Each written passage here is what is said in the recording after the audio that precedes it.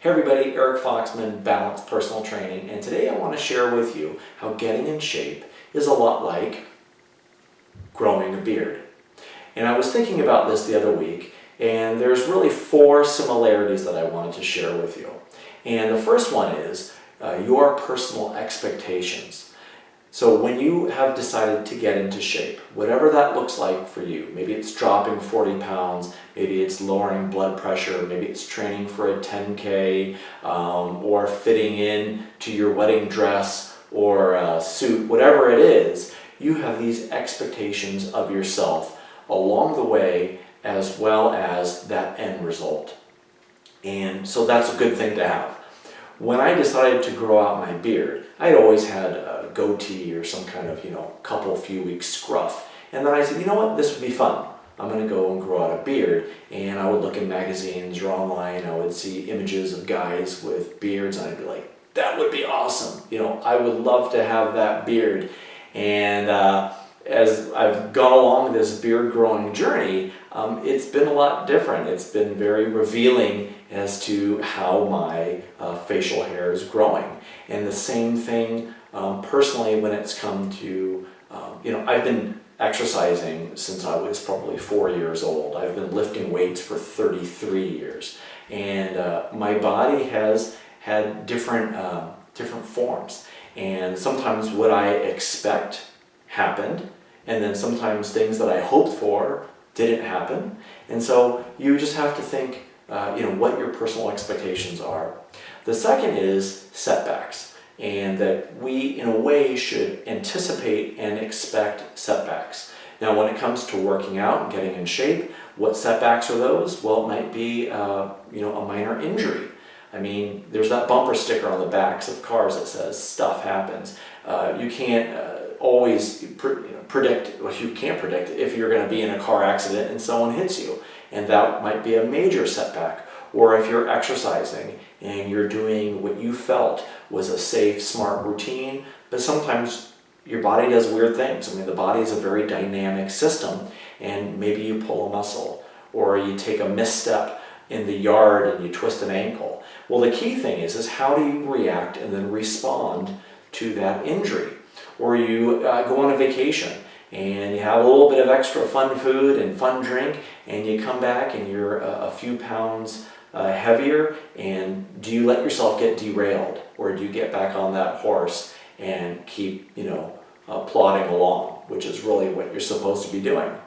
Well, I can give you a beard setback. I was watching a video, and this gentleman was talking about what size clipper attachments he uses for the sides of his beard and underneath, and I noticed my expectation was that I would just grow into this perfect beard, and I noticed that hair was growing more on one side and less on the other. It's like when you're getting in shape and you wind up losing weight, but you're losing body fat from one area before the other, and it really makes the process weird. You're like, wait, I'm losing it all from my chest or my neck, and I want it to be from my stomach and my hips, and it's like, well, stuff happens.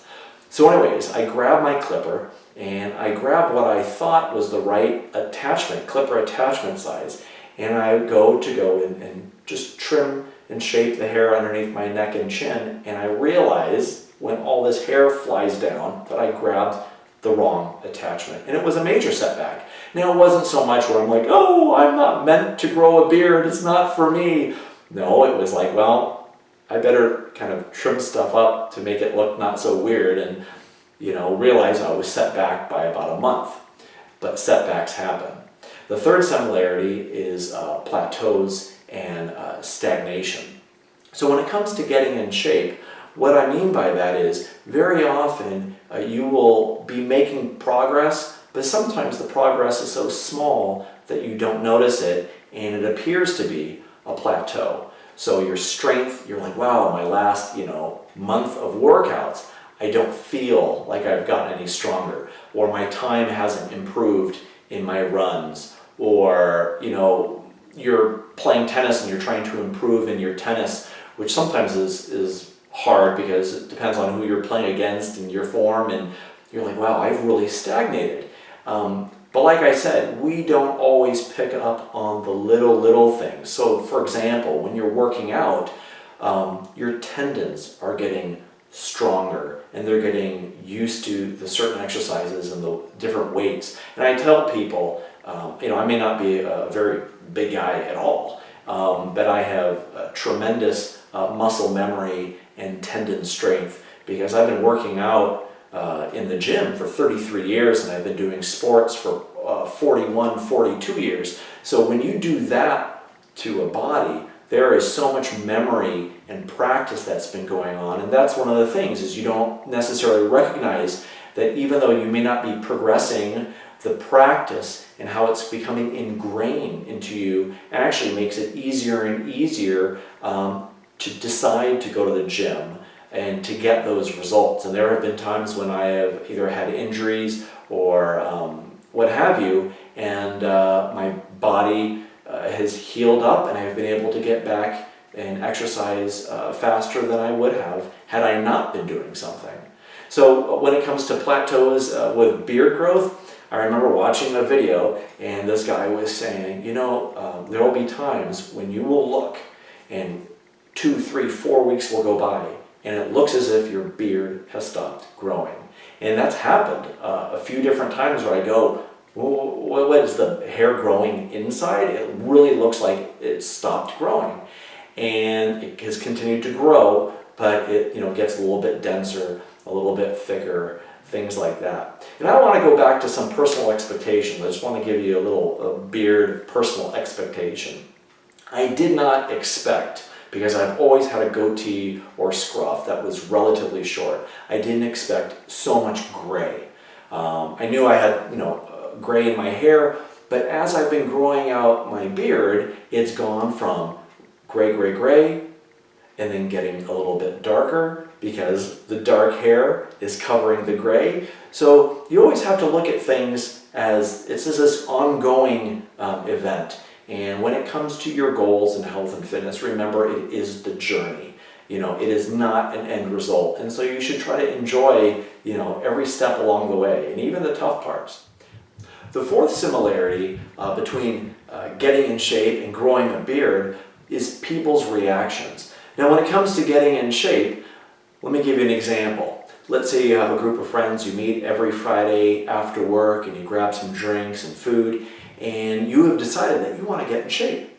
That the money you are putting into drink and food on Friday, you would rather, in order to achieve your health and fitness goals, you want to hire a personal trainer, right?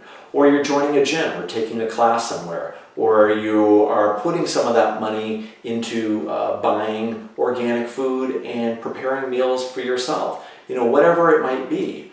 And you share that with your friends and say, hey guys, look, I can't see you this Friday, but I'm going to make it next Friday. Or instead of, every week, maybe it'll be every third or fourth week. And some people will react strongly and might feel like their relationship with you is being betrayed. They won't be supportive. And then there will be some people who will be supportive of you and your goal to get yourself in shape. Same thing with growing a beard. Whenever people do something cosmetic and they're like, they dye their hair or they're, growing a beard, it's like, wait, what's going on? Why are you doing that? Because you didn't have a beard before. What's changed? Is it a midlife crisis? And I'm thinking, midlife crisis, I am 45 years old, so maybe it's a sports car for 50 grand or it's a beard for free. I go for the beard. And I have gotten lots of different reactions from people. Some people kind of go, what? What's going on with this mountain man thing? Or, Eric, it's summertime. You're not supposed to be growing a beard out in the summer. That's supposed to be like in wintertime. And so it's funny to hear and see what people's reactions are. And I just do what I decide to do, and I'm enjoying growing a beard for now. It's been a few months and I like it. I like how it's turned out. My kids go, Dad, by Christmas time you'll be like Santa Claus. So that's good motivation. Maybe they'll think I'm Santa Claus.